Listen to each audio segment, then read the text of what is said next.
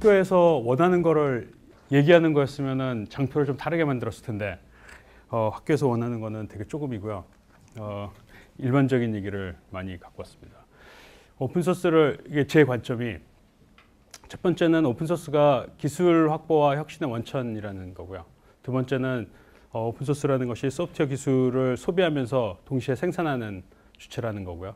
세 번째는 이 지속가능한 생태계가 매우 중요하다는 것입니다. 실제 이제 오픈소스 소프트웨어의 플레이어를 쭉 보면은 커뮤니티가 우선 첫 번째고요. 커뮤니티라는 다분히 자생적인 커뮤니티를 말씀드리는 거고요. 우선 사용자 커뮤니티가 무지하게 중요하고 그 다음에 개발자 커뮤니티가 있겠죠. 그 다음에 이제 무슨 컨소시엄, 얼라이언스, 그룹 또 회사들이 만든 무슨 파운데이션들이 있습니다. 이런 조직들은 이제 협력을 통해 갖고 어떤 락인을 배제하고 직접적으로 또 집단적으로 ROI를 추구하는 조직들입니다. 여기는 분명히 사심이 있는 데고요. 최근에 만들어지는 그 오픈스택 파운데이션이나 파운데이션들은 대개 이 그룹에 속합니다. 사실은 이제 우리가 보통 생각하는 그 선량한 재단이 아니고 사심이 있는 재단인 거죠. 그 락인을 연합으로 배제하는 이제 그런 목적을 가지고 자기네가 만드는 걸 이제 표준화하는 이런 조직들이 있고, 그 다음에는 개별 산업체가 있습니다. 개별 산업체는 자기네가 어떤 제품을 오픈소스로 만들든 아니면 오픈소스를 기여를 하든 또 오픈소스를 그냥 이용해서 뭔가를 하든 다양한 이득을 추구하는 조직이 산업체고요. 정부가 플레이어로 할 수 있는 일은 표준을 추구한다는 측면에서 오픈소스의 중요한 플레이어 중에 하나입니다. 사기업이 만들어낸 어떤 포맷이나 사기업들이 드라이브하는 어떤 아키텍처를 정부가 따르지 않고 표준적인 뭔가를 따른다는 의미에서 정부의 역할은 되게 중요하고, 시장의 경쟁이 공정하게 이루어진다. 사적인 소프트웨어 업체나 오픈소스 업체나 공정하게 경쟁할 수 있는 환경을 만들어주는 거죠. 그 다음에 정부가 하는 또 하나의 역할은 미래 시장 환경에 산업이 적응할 수 있게 해주는 역할을 하는 겁니다. 이게 이제 정부가 하는 R&D 투자에 해당되는 부분이고요.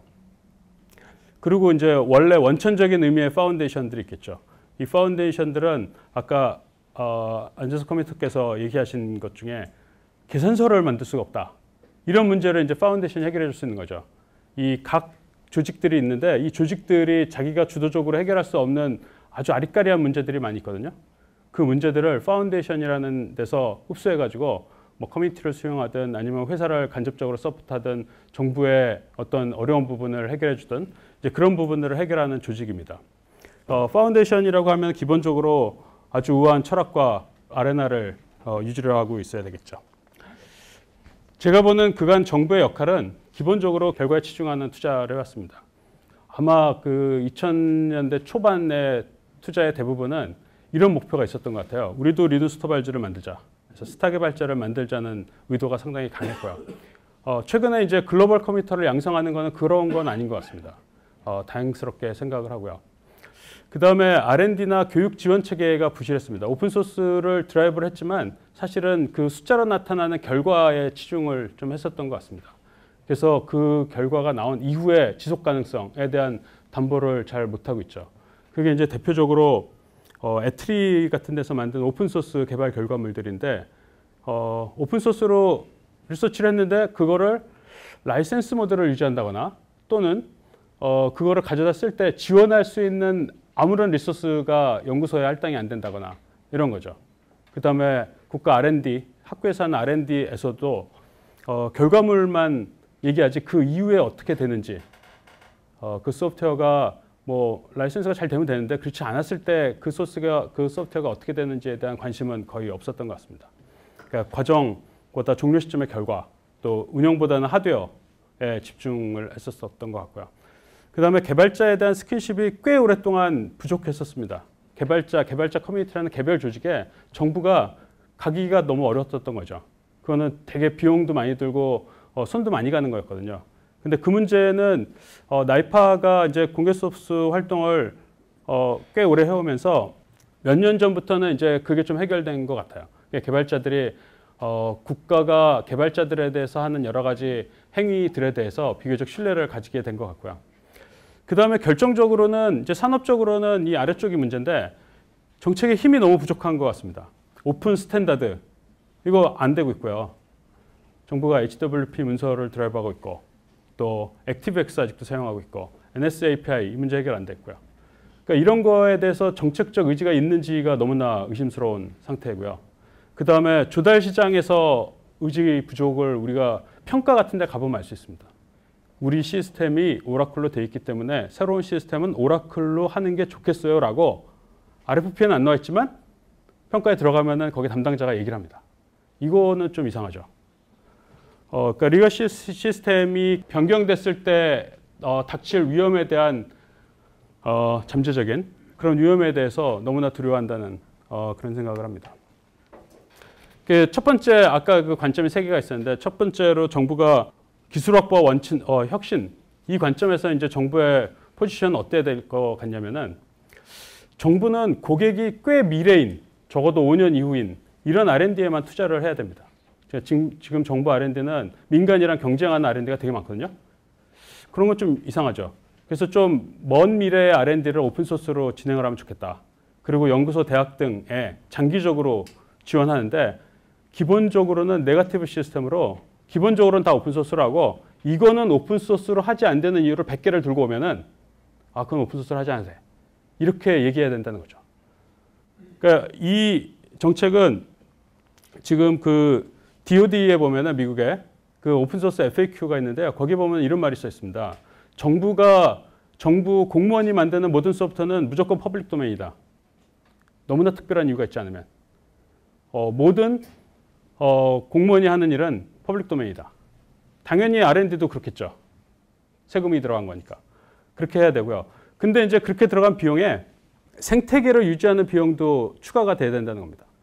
그러니까 R&D를 하고 딱 끝내서 그냥 버리는 게 아니라 이 생태계가 자생적으로 돌아갈 정도의 지원을 같이 해주는 거죠. 그러려면은 오픈소스를 처음부터 오픈소스 방식으로 개발을 해야 된다는 겁니다. 그러니까 다 한 다음에 오픈하는 게 아니라 처음부터 개발자 바깥에 계속 설명을 하면서 피드백을 받아가면서 오픈소스 방식으로 개발을 해야 된다는 거고요. 그 다음에 그 R&D의 최종 결과물이 아니라 오픈소스 방식으로 진행을 하면은 중간 결과물도 아주 가치롭거든요. 그 중간 결과물은 오픈소스가 아니어도 되는 것도 가끔 생기죠. 왜냐하면 중간 결과물이라는 게 특별한 산업 도메인에만 한정되어 있는 어떤 솔루션일 수도 있기 때문에 그러면 그런 거는 사업화할 수 있겠죠. 그래서 시장에서 핫한 영역은 중간 결과물로 나오고 최종 결과물은 앞으로 몇 년 뒤에 시장에서 핫할 거를 이미 우리 기술을 넘기는 게 아니라 바깥이랑 커뮤니케이션을 했기 때문에 사람을 넘기는 이런 방식으로 진행을 해야 된다는 겁니다. 두 번째는 정부가 그 공공 서비스를 제공하고 조달하는 관점에서 공공성을 담보를 해야 된다는 건데 너무나 당연하게 벤더 뉴트럴한 표준만을 사용해야 되겠죠. 정부 서비스를 이용할 때 시민이 자기가 사용할 플랫폼, 자기가 사용할 소프트웨어를 선택할 수 있게 해줘야 되는 겁니다. 이거는 지금 우리나라는 빵점이죠, 빵점. 지금 빵점이 아닌 영역이 서울시가 사용하고 있는 모든 예산을 PDF로 공개하고 있습니다. 아세요? 모든 결제 문서를 PDF로 공개하고 있습니다. 그게 거의 유일한 예고요. 그러니까 더큐멘트나 웹이나 어떤 서비스의 접근성이 지금은 오픈 스탠다드를 따르지 않는 경우가 너무 많다는 거고요. 그 다음에 민간에서는 아까 자주 언급된 블랙덕 조사에 보면 66%의 민간 기업은 뭔가 솔루션이 필요할 때 오픈소스 대안을 먼저 생각한다고 합니다. 정부는 어떻게 하고 있죠? 이거 잘 안 되고 있는 겁니다. 이게 안 된 이유는 실제 오픈소스에 관한 조사가 거의 없었기 때문이고요. 사실 이제 국가적인 오픈소스 소프트웨어의 TCO에 관한 조사가 여태까지 거의 없었던 것 같아요. 그러니까 몇 명이 참여하고 어떤 개발이 있고 이런 게 아니라 결국 이거를 썼을 때 우리가 최종적으로 비용이 어떻게 절감됐는지에 관한 조사 같은 게 있어야 된다는 겁니다. 그 다음에 요거는 한때 했었던 것 같은데 정부가 오픈소스 소프트웨어를 쓰는 방식으로 시스템을 바꿨을 때 정부나 민간이나 이런 어떤 이득이 있었는지에 관한 사례를 더 많이 발굴해서 공유하고 확산해서 쓰는 쪽에서 그러니까 정부가 조달 발주할 때 실제 발주하는 쪽에서 오픈소스가 확실히 유리하구나라는 확신을 가질 수 있게 하는 게 중요한 것 같습니다. 그 다음 공공 서비스를 오픈소스로 개발하는 스타트업을 장려하면 좋을 것 같고요. 교육에 관한 지원은 사실 되게 중요한데 저기 앞에 한시적인 말을 쓴 이유는 사실 아까 어떤 분들 말씀하셨는데 정부가 할 수 있는 게 그렇게 많지 않습니다. 그래서 교육에 대한 투자도 제가 보기에는 아마 한시적으로만 가능할 것 같은데 오픈소스 소프트웨어 교육을 지원하는데 대학 교육에서 오픈소스를 사용해서 교육하고 또 오픈소스 개발할 수 있게 하는 교육을 하고요. 이때는 이제 그 산업체에서 바로 쓸 수 있는 산업체에는 이미 그 개발자 월드에서는 오픈소스만 거의 많이 사용하잖아요. 그러니까 이제 그쪽에서 직접 바로 쓸 수 있는 개발 프랙티스를 알 수 있게 하는 것도 되게 중요하고요. 그 다음에 그거 말고도 실제 산업에서 필요한 거는 기술적인 부분 아니라 라이센스나 법률이나 또 정부 안에서도 행정 또 재정 이런 부분이 오픈소스에 어떤 영향을 미치는지 그런 인력도 역시 필요하다는 겁니다. 그리고 초중고에서 오픈소스가 지금 만들어지는 중학교, 고등학교 교과서에는 오픈소스가 멘션이 되어 있습니다. 오픈소스가 뭔지를 알게 하고 그거를 토론하게 하고 이런 이제 한 줄을 들어 있고요. 그 다음에 뭐 스크래치가 오픈소스니까 오픈소스 도구를 이미 많이 이용하고 있는 거는 같고요. 근데 이제 더 그거를 할 수 있으면 좋을 것 같고요. 개발자 지원은 지금 그 오픈 프론티어 사업처럼 그 전업 글로벌 커뮤니티 양성하는 프로그램을 지원하는데 이게 이제 그런 것도 중요하고 중고등학생들을 또 대학교 어린 애들을 위한 캠프 같은 것도 해서 이 사람들이 커뮤니터로 되기 위해서 배워야 될 것들을 해커톤 형식으로 아주 빨리 배울 수 있는 이런 것도 좀 필요할 것 같다는 생각이 들고요. 그 글로벌 마케팅, 내가 참여하는 것도 하고 우리 거를 선전할 수 있는 거를 지원해주는 이런 서비스도 필요하고 지금 하고 있지만 라이센스 검증 지원도 할 수 있죠. 라이센스 검증 지원은 사실 우리 민간 기업들이 오픈소스를 사용할 때 가진 잠재적 리스크를 해소하는 것들이거든요. 그리고 지금 소프트웨어 공학센터에서 소프트웨어 프로세스를 하는 것처럼 오픈소스 거버넌스에 관한 지원도 조금 더 활성화를 하면 좋겠다는 생각이 듭니다. 정부가 정말로 소프트웨어를 중요하다고 생각한다면 소프트웨어가 정부가 존재하는 그 존재 가치를 증명하는 거의 유일한 도구라는 것을 믿어야 될 것 같습니다. 그리고 오픈소스가 정말 중요하다고 생각하신다면 정말 시장에서처럼 소프트웨어가 바로 오픈소스를 의미하고 개발자는 바로 오픈소스 개발자를 의미한다고 얘기하고 싶고요. 다른 지원 정책도 좋은데 이 오픈소스라는 건 사실 문화적 현상이거든요.